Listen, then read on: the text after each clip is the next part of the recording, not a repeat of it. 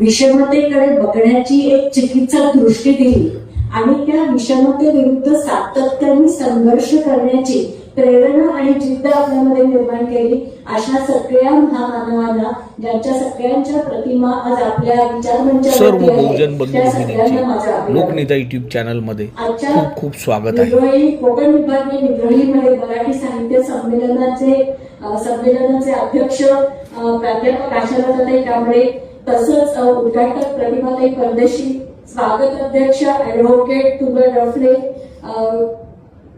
संयोजन समितीचे माननीय संजय कासारे, मी सगळ्या संयोजक समितीच्या प्रतिनिधी म्हणून त्यांचं नाव घेते. तसंच विचारमंचावरती असलेले एक पुरोगामी विचार आपल्या कृतीतनं, विद्रोहाचा विचार आपल्या कृतीतनं सतत दाखवत देणारे मारुती काका जोशी, आणि ज्यांनी खूप आग्रहाने मला इथे यायचा आग्रह केला ते सुदीप कांबळे आणि अर्थातच प्रतिभाताई, आणि विचार मंचावर उपस्थित असलेले आणि विचार मंचासमोर असलेले विद्रोही विचार घेऊन आपलं सगळं काम पुढे नेणारे सगळे सहकारी मित्रमंडळी. मी आधीच थोडासा एक संयोजकांनी अत्यंत प्रेमाने मला ह्या कार्यक्रमासाठी बोलावलं, पण खरं म्हणजे मी साहित्यिकही नाहीये आणि विचारवंतही नाहीये, आणि त्याच्यामुळे साहित्य या क्षेत्राशी फक्त एक वाचक याच नात्याने माझा संबंध येतो. पण मी शिक्षक आहे आणि राजकीय व्यक्ती पण आहे, आणि त्या दृष्टीने मला सातत्याने असं वाटतं की आपल्या सगळ्या सांस्कृतिक क्षेत्रामध्ये जे काही चाललेलं आहे त्या सांस्कृतिक घडामोडींचा विचार हा आपल्याला देशात चाललेल्या सगळ्या आर्थिक आणि राजकीय प्रक्रियांपासून कुठेतरी वेगळा करता येत नाही, आणि तो डोळसपणा सर्वसामान्य माणसाच्या मध्ये निर्माण करण्याचं खूप मोठं महत्वाचं काम हे सगळं विद्रोही साहित्य करत असतं. आताच विचारमंचावरती बोलत असताना मी आणि प्रतिभाताई म्हणत होतो की आपल्या 2 तासाच्या भाषणात जे कळत नाही ते काही वेळेला एखाद्या नाटकातनं फार प्रभावीपणे लोकांच्या पर्यंत पोहोचलं जातं, आणि त्या अर्थाने या वेगवेगळ्या साहित्याचे जे प्रकार आहेत ते सतत सातत्याने लोकांच्या समोर येण्याची गरज आहे. आणि त्या दृष्टीने जो एक सातत्याने विद्रोही साहित्य संमेलनाच्या मोठा परिवार महाराष्ट्रामध्ये जो आहे ते वेगवेगळी विभागीय संमेलनं जी घेत आहेत त्या संमेलनाचं मला खूप महत्व त्याच्यामध्ये वाटतं.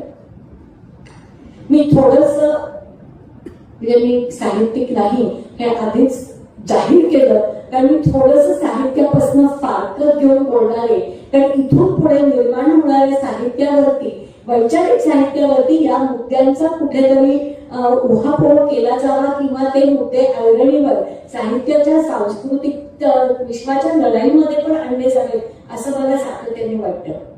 महाराष्ट्रामध्ये आणि भारतामध्ये गेल्या 3 महिन्यामध्ये 2 किंवा 3 कायद्याच्या चौकटीतले काही घटना घडल्या ज्याचा महाराष्ट्राच्या सगळ्या, एकूणच भारताच्या सगळ्या विश्वावरती, विचार विश्वावरती परिणाम होणार आहे आणि लोकांच्या जगण्यावरती पण परिणाम होणार आहे. आपल्याला माहितीये की आत्ताच अलीकडे महाराष्ट्रामध्ये धार्मिक स्वतंत्रता बिल हे पास झालं. धार्मिक स्वतंत्रता बिल, महाराष्ट्र धार्मिक स्वतंत्रता बिल हे जबरदस्तीने धर्मांतर केलं जाऊ नाही असा त्याला एक मुलामा जरी दिला गेला तरी कुठेतरी संविधानाने दिलेलं धार्मिक विचारांचं आणि धार्मिक आचारांचं स्वातंत्र्य हे काढून घेणं हा त्याचा महत्वाचा भाग होता. आणि त्याच्या पाठीमध्ये तिला उल्लेख नसला तरी जो काही एक मुस्लिम द्वेषपणा अतिशय जाणीवपूर्वक भारताच्या सगळ्या प्रवाहामध्ये पेरला जातोय आणि तो इस्लामोफोबिया आपल्या सगळ्यांमध्ये आणला जातोय त्याची पार्श्वभूमी त्यामध्ये होती. एवढी लोकांनी मुस्लिम धर्म स्वीकारला. लव जिहादची आकडेवारी, मग केवळ काही सारखा कुठला तरी एक धाकांता आकडेवारीचा कुठलाही सपोर्ट नसलेला बेस्ट सिनेमा त्याच्यामध्ये येणार, आणि ह्याच्यातनं हिंदू खतरे में है सारखी एक घोषणा द्यायची.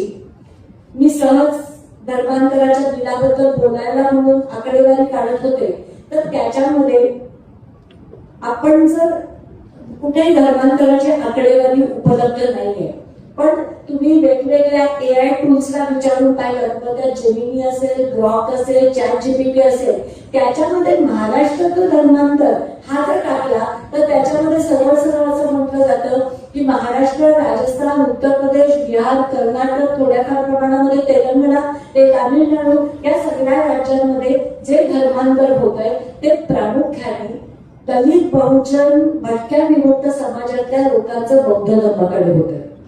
हे मी आवर्जून अशासाठी सांगते की इस्लामोफोबियातनं आपल्याकडे काहीतरीच्या गोष्टी लागल्या जातात आणि त्यात पुढे असे येतं, म्हणजे मी अजिबात म्हणत नाही की AI टूल्स ही शेवटी समतावादी आहे, ती नाहीये.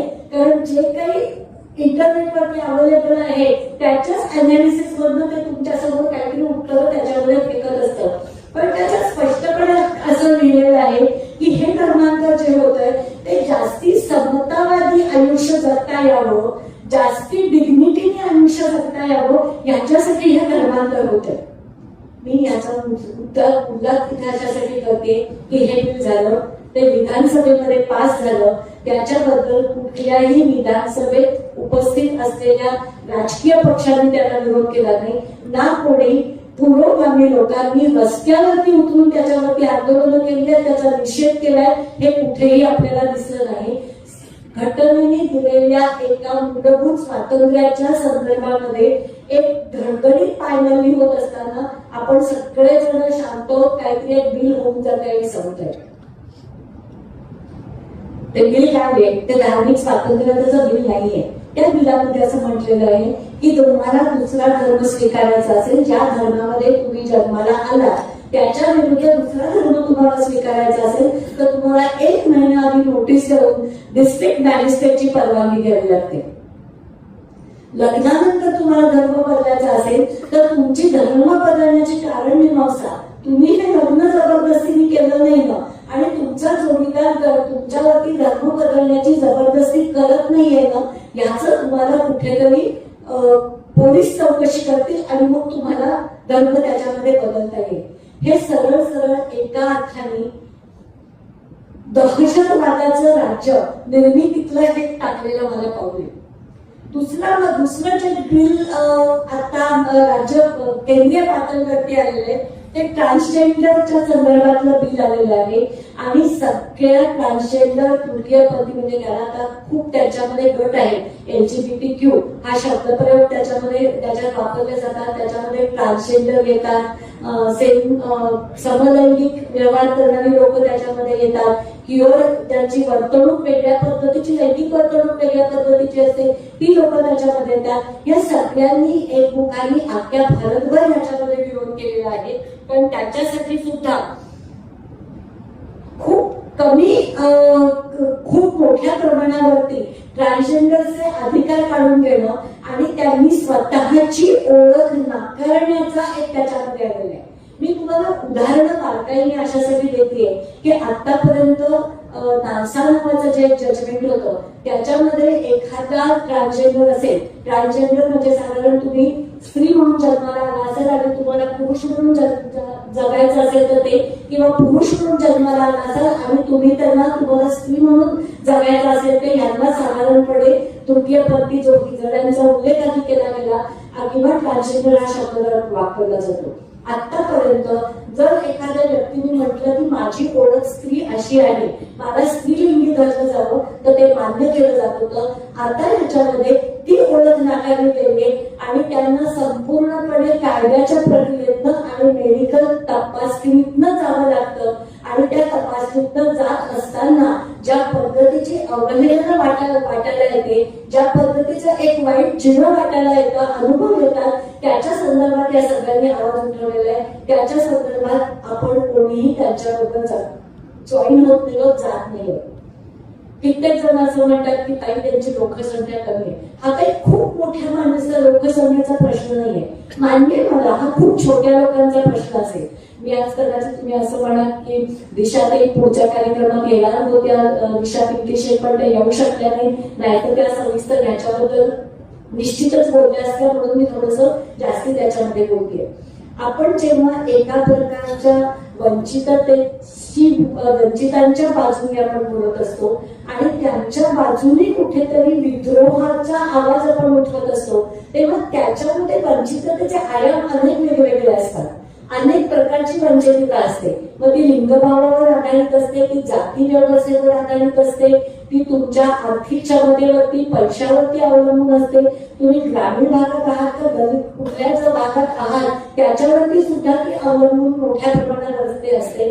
आणि काही ठिकाणी या सगळ्या वंचितता एका ठिकाणी येत असतात, ज्याला आपण इंटरसेक्शनॅलिटी असं म्हणतो, की कुठेतरी त्या एकमेकांना छेद देत असतात.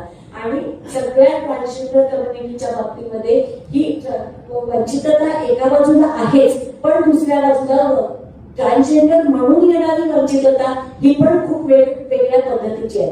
आत्ताचं जे शासन आहे ते लोकांवरती पूर्णपणे सगळ्या प्रकारचं नियंत्रण आणणारं सेशन आहे. म्हणजे गेले कित्येक वर्ष सगळी ट्रान्सजेंडर कम्युनिटी गव्हर्नमेंट हॉस्पिटलमध्ये 10 कॉट्सचा न होईना पण ट्रान्सजेंडर किंवा LGBTQ कम्युनिटीसाठी स्वतंत्र वॉर्ड असावा अशी मागणी करते.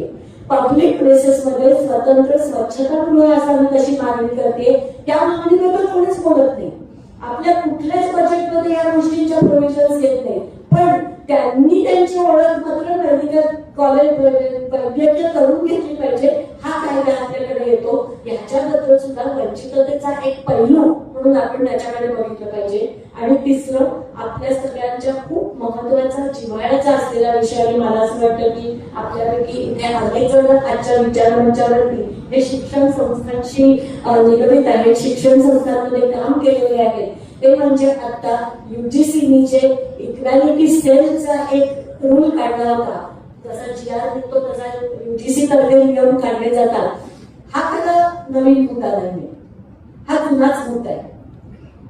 2012 पासून UGCनी हा सेल निर्माण करण्याचे आदेश दिलेले होते. UGCच्या जो काही 5 इयर प्लॅन असतो त्याच्यामध्ये त्याच्यासाठी निधीची प्रोव्हिजन पण केलेली होती. आता नेमकं काय झालं, रोहित वेमुलापासून जी एक मागणी पुढे येत होती रोहित वेमुला बिल केल्याची, त्याच्यामध्ये SC ST साठी ही प्रोव्हिजन आधीच होती, पण त्याच्यामध्ये आता OBC ऍड केली गेली.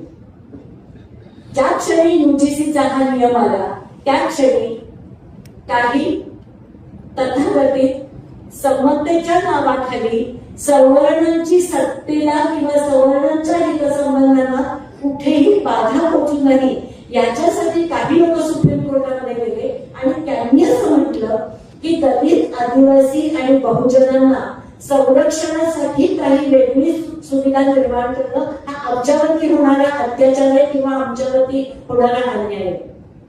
नक्की काय दिशेने आर्ग्युमेंट्स केली जात आहे ते तुम्ही लक्षात घ्या. बाबासाहेबांनी संविधानामध्ये संपूर्णपणे समतेचा विचार जेव्हा ते मांडत होते तेव्हा एका अर्थाने ज्याला आपण प्रमोटिव्ह डिस्क्रिमिनेशन म्हणतो, की जे विषम पातळीवरती आहे, जे विषमतेचं बळी आहे, त्यांना समाजामध्ये आणण्यासाठी त्यांच्यासाठीची खास धोरणं ही विषमता नाही तर समाजामध्ये समता आणण्यासाठी आवश्यक असलेली पुरोगामी पावलं आहेत. आणि ती पावलं टाकण्याची जबाबदारी ही पूर्णपणे शासनाची आहे. हे ज्या बाबासाहेबांनी मांडलं त्या समतेचा शब्दाचा एक विचित्र अर्थ काढून आज कोणाच्या तरी संरक्षणासाठी केलेले कायदे किंवा कोणाच्या तरी संरक्षणासाठी निर्माण केलेल्या सुविधा हा आमच्यावरती आणणार आहे ही भूमिका देऊन आज सुप्रीम कोर्टामध्ये लोक गेली आणि आज त्या बिलावरती सुप्रीम कोर्टाने स्टे दिलेला आहे. मी हे मुद्दे एवढ्यासाठीच असं आजच्या आपल्या सगळ्या विचारांवरती मांडतीये की कुठेतरी ह्या ज्या काही घटना घडत आहेत त्याच्यात एका बाजूला आतापर्यंत भारतातल्या समाजासाठी जी काही एक सुरक्षिततेची चौकट होती, समतेची विचारधारा रुजवली त्याच्यामध्ये जात होती, ती पूर्णपणे मोडीत काढण्याचं काम आज इथे त्याच्यामध्ये केलं जातंय. त्यामुळे समतेचा अर्थ वेगळाच लावायचा, धार्मिक स्वातंत्र्याचा अर्थ वेगळाच लावायचा. एका बाजूला धार्मिक स्वातंत्र्य या बिलाच्या टायटलमध्ये द्यायचं आणि दुसऱ्या बाजूला धर्मांतराच्या हक्कावरती, धर्म स्वीकारण्याच्या हक्कावरती, मला हवा तो धर्माचा विचार स्वीकारण्यावरती बंधन करायची, याच्यावरती आपण म्हणून पाळतो. हे कुठेतरी चुकतंय. आणि भान घडवणं, समाजाचं मान घडवणं ही जर साहित्याची आणि संस्कृतीची जबाबदारी असेल तर ह्या सगळ्या देशात घडणाऱ्या प्रवासाविषयी सुद्धा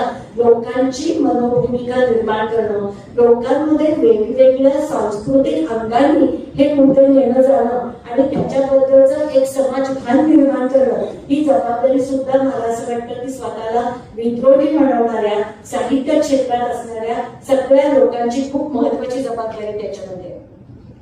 गेले काही दिवस महाराष्ट्रातलं सगळं राजकारण हे एका लैंगिक शोषणाच्या घटनेने किंवा लिंग पिसाळ वृत्तीतनं केल्या गेलेल्या घटनांनी ढवळून निघाले. मी बोलते ते अशोक खरात प्रकरणाविषयी बोलते. आज अशोक खरात प्रकरणाबद्दल मला बोलायचं नाही. मला असं वाटतं तो अतिशय सिस्टमॅटिकली लावलेला ट्रॅप होता. ज्याला हनी ट्रॅप म्हणून म्हटलं जातं, त्या ट्रॅप मध्ये उच्च पदस्थ व्यक्ती आणि अनेक राजकीय नेते त्याच्यामध्ये सापडले आणि ज्या वेळेला तुमचे अतिशय गैरवर्तनाचे, लैंगिक गैरवर्तनाचे व्हिडिओ तुमच्या हातात येतात तेव्हा त्या माणसांना आपल्याला हवे ते राजकीय निर्णय घ्यायला लावणं, आपल्याला हवी तशी पॉलिसीज करायला लावणं, आपल्या फायद्यासाठीचे नियमांना बदल द्यायला लावणं हे त्याच्यामध्ये सहज शक्य होतं आणि तेच अशोक खरात या प्रकरणामध्ये घडलेले. मला फक्त 2-3 मुद्द्यांचा तुम्ही आज अशोक खरात प्रकरणाचा उल्लेख एकाच कारणासाठी 2-3 कारणांसाठी करते. सगळ्यात पहिली गोष्ट म्हणजे जे प्रकरण घडतं ते अत्यंत काळिमा आणणारे माणुसकीला सुद्धा. राजकीय लोकांचं त्यात काय होईल, उच्च पदस्थ लोकांचं त्याच्यात काय होईल याच्यात मी त्याच्यामध्ये शिरत नाहीये. पण दुर्दैवाने आज सगळ्या सार्वजनिक कक्षामध्ये, सार्वजनिक स्पेसमध्ये, पब्लिक स्पेसमध्ये, सार्वजनिक अवकाशामध्ये जी या प्रकरणामध्ये चर्चा चालू आहे त्याच्यामध्ये ज्या महिलांच्यावरती जबरदस्ती केली गेली, ज्यांना फसवलं गेलं, ज्यांना ब्लॅकमेल करून ह्या सगळ्या प्रकरणामध्ये अडकवलं गेलं, अशा एखाद्याने लैंगिक अत्याचार आणि लैंगिक शोषण झालेल्या महिला आणि स्वेच्छेने शारीरिक संबंध तयार ठेवण्यासाठी तयार झालेल्या स्त्रिया, मग त्यांचे त्यात हेतू काहीही असतील, त्यांना एकाच तराजूमध्ये जर मोजलं जाते किंवा त्यांना एकत्र जे बघितलं पाहिजे ते सुद्धा प्रचंड भयावह आहे. मला हे मान्य आहे की त्या स्वेच्छेने केल्या होत्या असं म्हणणाऱ्या कॅटेगरीमध्ये सुद्धा त्यांच्यावरती नेमकं ते खरंच स्वेच्छेने केल्या होत्या का त्यांच्या जबरदस्ती केली गेली होती का त्यांच्यामध्ये त्यांचा नवरा किंवा कुटुंबाचीच माणसं इन्व्हॉल्व होती, हे सगळे पदर कुठेतरी त्याला आहे. पण जेव्हा आपण सरसकट सगळ्यांच्या बाबतीत त्या स्वेच्छेने केल्या होता म्हणतो तेव्हा आपण त्यातलं लैंगिक शोषण हे पूर्णपणे नाकारत असतो आणि ते लैंगिक शोषण नाकारत असताना आपली पूर्णपणे असंवेदनशीलता समाजाची त्याच्यामध्ये दिसत असते. आज मला असं वाटतं की ही समाजाने गमावलेली संवेदनशीलता निर्माण करणं, व्हिक्टीमकडे किंवा शोषणाचा बळी असलेल्या समाजाकडे, मग ते लैंगिक शोषण हे अनेक प्रकारचं शोषण त्याच्यामध्ये असू शकतं, पण त्याला बळी गेलेल्या, त्या शोषणाला बळी पडलेल्या व्यक्तीकडे बघायचं कसं, त्याच्या संदर्भातली आपली सहवेदना काय आहे, ही एक सेन्सिटिव्हिटी किंवा संवेदनशीलता समाजामध्ये निर्माण करणं ही राजकीय भाषणं नाही करू शकत. ते आज फक्त आणि फक्त साहित्य क्षेत्रातूनच होऊ शकतं आणि त्याच्यासाठी मला असं वाटतं की जे जे लेखक, कलाकार, नाटक निर्माते असतील, कविता असतील, नृत्य आणि वेगवेगळ्या पद्धतीने लेखणारे असतील किंवा अगदी सोशल मीडियावरती मीम्स बनवणारे किंवा त्याची स्लोगन निर्माण करणारे तरुण पोर असतील, या सगळ्यांचा जिथे जिथे व्यवस्थेला विरोध केला जातो, जिथे जिथे अन्यायाविरुद्ध प्रश्नचिन्ह निर्माण केले जातात, अशा सगळ्यांना मी विद्रोही कलाकार म्हणते. आज मला असं वाटतं की या सगळ्या विद्रोही कलाकारांची ही जबाबदारी आहे की त्यांनी कुठेतरी या सगळ्या शोषणाविरुद्ध आवाज उठवला पाहिजे आणि शोषण याच्याबद्दलची संवेदनशीलता निर्माण केली पाहिजे. लोकांना जरा खरवडलं पाहिजे. तुम्ही काय विचार करताय, काय तुमचा मेंदू फंक्शन होतोय, हे थोडेसे प्रश्न विचारून लोकांना विचार करायला लावलं पाहिजे. आणि मला असं वाटतं की साहित्यासारखं आणि वेगवेगळ्या सांस्कृतिक फॉर्म्स सारखं दुसरं प्रभावी हत्यार त्याच्यामध्ये नाहीये. थोडस विषयांतर करून मला प्रतिमाताईंना आणि विद्रोही साहित्य संमेलनाच्या सगळ्याच संयोजकांना सांगावं असं वाटतं की साहित्य, कथा, कविता याच्या पलीकडे जाऊन इलेक्ट्रॉनिक्स फॉर्म मधनं जे वेगवेगळ्या पद्धतीने विद्रोहाचे विचार येत आहेत त्या सगळ्या तरुण मुलांना एकत्र करून त्यांच्यासाठी त्या विद्रोहाचा विचार पुढे आणण्याचा एक प्लॅटफॉर्म आपल्याला उपलब्ध करून दिला तर विद्रोही साहित्य संमेलनाची चळवळ पुढे नेण्यासाठी आपल्याला ताच्या तबाची फ्रेश विचाराची खूप तरुण कार्यकर्त्यांची एक फळी महाराष्ट्रभर हाताशी लागू शकते आणि आपण तो विचार निश्चितपणे त्याच्यामध्ये करूया. अशोक खलाकरांच्या मुद्द्यावरती आहोत म्हणून आपल्यातल्या जे मी इथे बसलेले सगळे त्याला अपवाद आहे. मी एकूण महाराष्ट्राचं पुरोगामी विश्व महाराष्ट्राचं पुरोगामी नेतृत्व असं ज्यांना संबोधलं जातं अशा लोकांबद्दल बोलते. देवेंद्र फडणवीसांचं कौतुक करण्याची सुप्रियाताईंना इतकी घाई झालेली होती की त्यांनी तातडीने त्यांची तुलना डॉक्टर नरेंद्र दाभोळकरांची करून टाकली. नरेंद्र दाभोळकरांनी अंधश्रद्धा निर्मूलनासाठी बंधू बाबांच्या संदर्भामध्ये आंदोलन करण्यासाठी खड्यांच्या नावाखाली लाभाचे खडे देण्याच्या नावाखाली जो काही प्रचंड आर्थिक व्यवहार चालू होता तो उघडकीस आणण्याच्या प्रयत्नामध्ये त्यांचा बळी गेला. आणि तरी सुद्धा नरेंद्र दाभोळकरांनी जे अंधश्रद्धा निर्मूलनाचं बिल दिलेलं होतं ते अत्यंत गुळगुळीत स्वरूपामध्ये महाराष्ट्रामध्ये पास केलं गेलं ज्याच्यामध्ये काहीही होत त्याच्यामध्ये काहीही होत नाही. देवेंद्र फडणवीसांनी कधीही याच्याबद्दल आवाज उठवलेला याच्याबद्दल विधान केलेलं मी त्याच्यामध्ये ऐकलं नाहीये. पण त्यांना एकदम डॉक्टर नरेंद्र दाभोळकर असल्याचं सर्टिफिकेट देऊन टाकायची काही आज अनेक पुरोगाम्यांच्या लाडक्या नेत्या सुप्रियाताई यांना झाली होती. मी नाव एकाच कारणासाठी इथे घेते की हे जसं एक सर्टिफिकेट त्यांनी दिलं तशाच दुसऱ्या एका व्यक्तिमत्व माझे लाडके कसे भाऊ आहेत हे म्हणून त्यांनी अलीकडच्या काळामध्ये गौतम अदानींना सुद्धा सांगितलं की गौतम अदानी माझ्या भावासारखे आहेत. ते कुठल्याही परिस्थितीत ठामपणे भावासारखे माझ्या पाठीमागे उभे असतात आणि आमच्या कुटुंबाच्या सगळ्या घडामोडींमध्ये त्यांचा मोठा आम्हाला आधार असतो. आज या देशाची संपूर्ण अर्थव्यवस्था अदानी आणि अंबानींच्या हातामध्ये सोपवण्याचं जे राजकारण आज भाजपा आणि RSS केलेलं आहे आणि आज सगळ्या आर्थिक नाड्या या भांडवलशाहींच्या हातामध्ये ज्याच्या दिलेल्या आहेत आणि त्यांच्या वेगवेगळ्या निर्णयामुळे आज सर्वसामान्य माणसाची भरडली जात आहे त्याच्याबद्दल सुप्रियाताईंना बहुतेक माहिती नाहीये किंवा त्यांना आपल्या भावाकडे डोळे उघडून बघायचं नाहीये.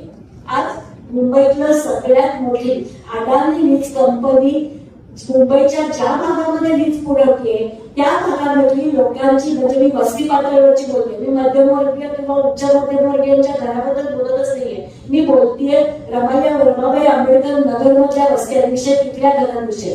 आज तिथे अदानी कंपनीची वीज पुरवली जाते. आज मुंबईतल्या ज्या वस्त्यांमध्ये बेस्टची वीज आहे त्याच्या आणि अदानीच्या वीजतेच्या तुलनामध्ये जवळजवळ तिप्पट त्याचा फरक पडलेला आहे आणि त्याच्या संदर्भातलं आंदोलन वंचित बहुजन आघाडीच्या लोकांनी सातत्याने मुंबईमध्ये घेतलेलं आहे. आता ह्या अदानींना जर पुरोगामी राजकीय नेते आपले बंधू मानत असतील आणि देवेंद्र फडणवीसांना ते प्रति नरेंद्र दाभोळकर आहे असं सर्टिफिकेट देत असतील तर आपलं राजकारण कुठल्या दिशेने चाललेलं आहे हे ओळखण्याची गरज आहे. आज परिस्थिती अशी आहे की या देशाची राजकीय सत्ता या देशाची धार्मिक सत्ता या देशाची आर्थिक सत्ता आणि ज्याला लोकशाहीचा चौथा स्तंभ म्हटला जातो ती संपूर्णपणे प्रचार माध्यमांची सत्ता म्हणजे लोकांचं डोकं घडवण्याची आणि बुद्धिकौशल करण्याची सत्ता ही सगळी एकाच 5, 6, 10 लोकांच्या हातामध्ये कुठेतरी एकवटलेली आहे आणि तेच देशाचं अर्थकारण ठरवत आहेत. लोकांनी विचार कसा करायचा तेच ठरवलंय. UGC मार्फत सगळे करिक्युलम गेल्या 15 वर्षांमध्ये बदलले गेले असतील म्हणजे लाजे सर्व कुठेतरी फुले आंबेडकर येत असतील आणि मुळामध्ये राजकीय विचार शिकवताना त्याच्यामध्ये फुले आंबेडकर चालवा घ्यावे याच्याकरता आम्हाला संघर्ष करावा लागला आणि आता त्या अभ्यासक्रमात आलेले विषय काढू नये याच्याकरता कुठेतरी संघर्ष त्याच्यामध्ये करावा लागतोय. पण हा सगळा संघर्ष करत असताना आपल्याला आपल्या देशाकरता नेमकं घडतंय काय, हितसंबंध कसे निर्माण होत आहेत, हे सगळे हितसंबंध कोणाचे हितसंबंध जपतायत हे आपण त्याच्यामध्ये बसलं पाहिजे. आणि हे हितसंबंध निश्चितचपणे वंचितांचे हितसंबंध जोडणारी ही युती नाही. ही अभद्र युती, ही वंचितांच्या शोषणावरती आणि वंचितांना दाबलेलं ठेवण्यासाठी, त्यांना त्यावेळी स्वतःच्या टाचेखाली ठेवण्यासाठी आणि त्यांच्या शोषणावरतीच आधारित आहे आणि ती तशीच राहील याची खोडखाड करली पाहिजे. सगळ्यांना खूप असं वाटेल की मी साहित्यात कुठेतरी बाजूला जाते, त्यामुळे मी आधीच खुलासा केला होता की मी साहित्यिक नाही. पण मी हे का बोलतेय, माझं खूप काम सोपं प्रतिमा देवी त्यांच्या भाषणामध्ये करून टाकलं होतं, त्यामुळे मी त्यांचे मुद्दे त्याच्यामध्ये घेत नाहीये.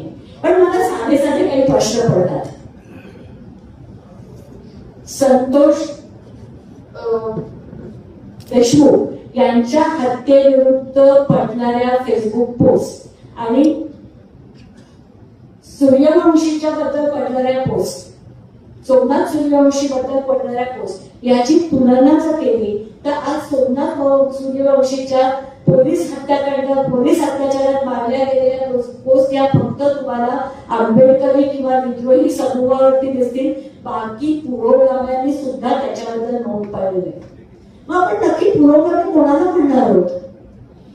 आपण फक्त उच्चवर्णीयांवर काही अन्याय झाले, उच्चवर्णीयांच्यावर होणाऱ्या अन्यायाचा सुद्धा आवाज उठवायलाच पाहिजे. कारण अन्यायाच्या बाबतीत जातीभेद करण्याची शिकवण किंवा संस्कृती ही विद्रोही संस्कृती नाहीये. पण त्याचबरोबर जे स्वतःला पुरोगामी म्हणतात असे पुरोगामी जेव्हा सरळ अत्याचाराच्या केसेसच्या बाबतीत विरोधाभास निर्माण करत असतील तेव्हा त्यांचं काय हा प्रश्न विचारला पाहिजे. आणि हा प्रश्न जसा राजकीय फोरमवरती विचारला गेला पाहिजे तशा सगळ्या सांस्कृतिक चौकटीमध्ये सुद्धा विचारला गेला पाहिजे.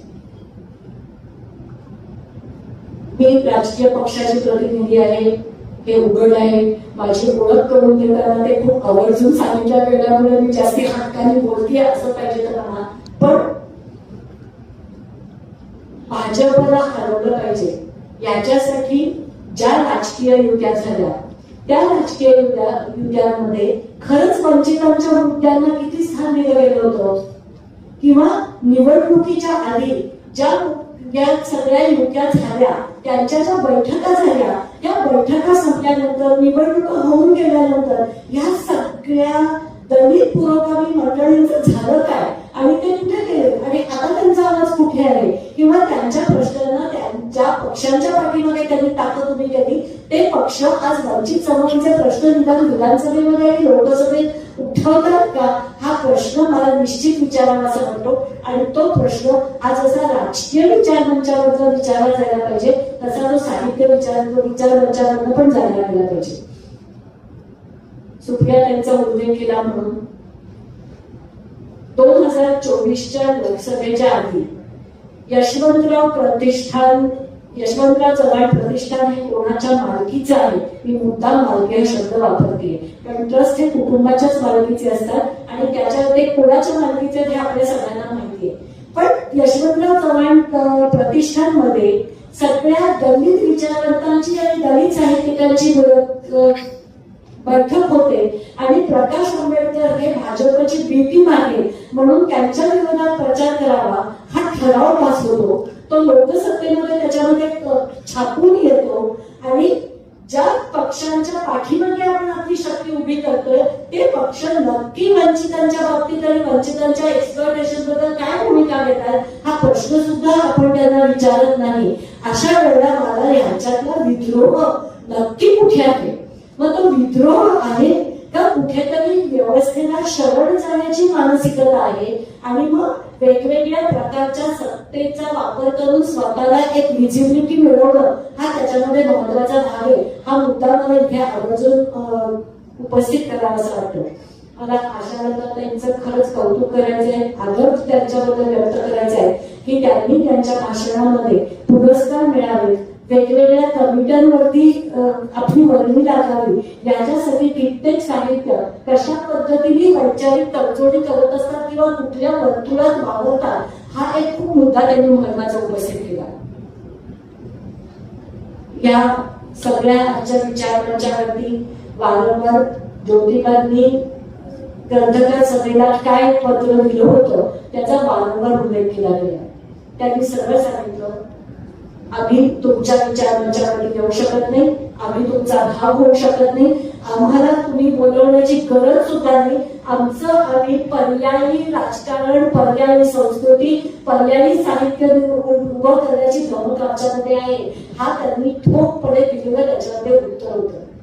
तेच आज उत्तर ज्योतिबांचा वारसा चालू संपूर्ण महाराष्ट्रातलं विद्रोही साहित्य संमेलन चालू आहे.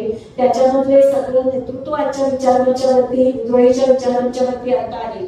आणि हा जो सरळ सरळ एक विद्रोही पर्याय त्यांनी दिला की आम्हाला तुमच्या साहित्य संमेलनाची गरज नाहीये.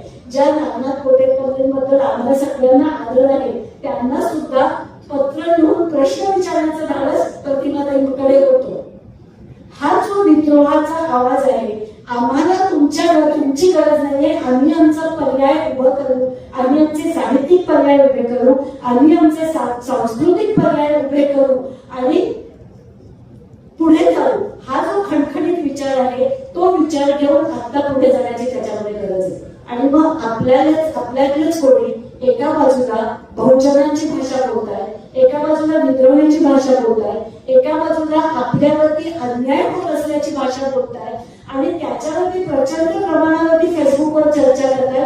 पण तुम्हाला पाठीवर कौतुकाची थाप मात्र पुन्हा द्यायचीच हवी नाही ना. असं राजकारण चालत ताकमाळ्यांनी स्वतंत्र राजकारण करा, भले तुम्हाला पैसे मिळणार नाही, पण एकही साहित्य संमेलन, विद्रोही साहित्य संमेलन हे पैशावाचून अडलंय असं मला त्याच्यामध्ये वाटलेलं नाही.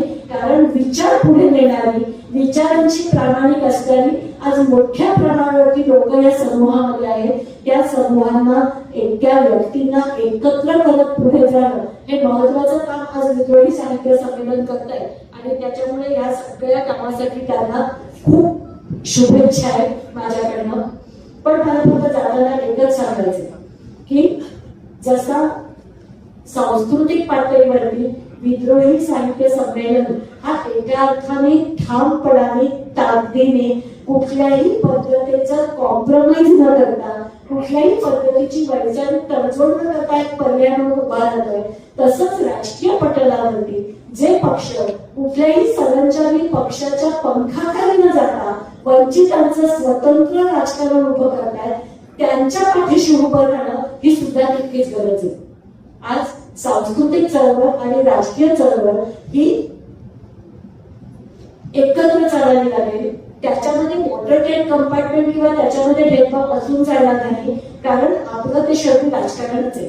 पर्यायी संस्कृती हेही राजकारण आहे. आणि पक्षीय पातळीवरती कुठेतरी राजकीय पक्ष म्हणून उतरणं आणि पक्ष म्हणून एक वेगळं राजकीय भान निर्माण करणं आणि वेगळा राजकीय पर्याय लोकांना देणं हा सुद्धा एक पर्यायी राजकारण आहे. आणि हे दोन्ही प्रवाह एकत्र चालत राहतील तर मला असं वाटतं की इथल्या विद्रोही विचारांना कोणीही संपू शकणार नाही. तेवढी ताकद बाबासाहेबांनी, डॉक्टर ज्योतिबा फुलेंनी, तथागतांनी, चार्वाकांनी, अण्णाभाऊ साठेंनी, आपल्या सावित्रीबाईंनी आपल्याला निश्चितपणे दिलेली आहे. आणि म्हणूनच त्यांना पुन्हा एकदा अभिवादन करून मी माझं भाषण संपवते. जय भीम, जय भारत, सत्य जय हो.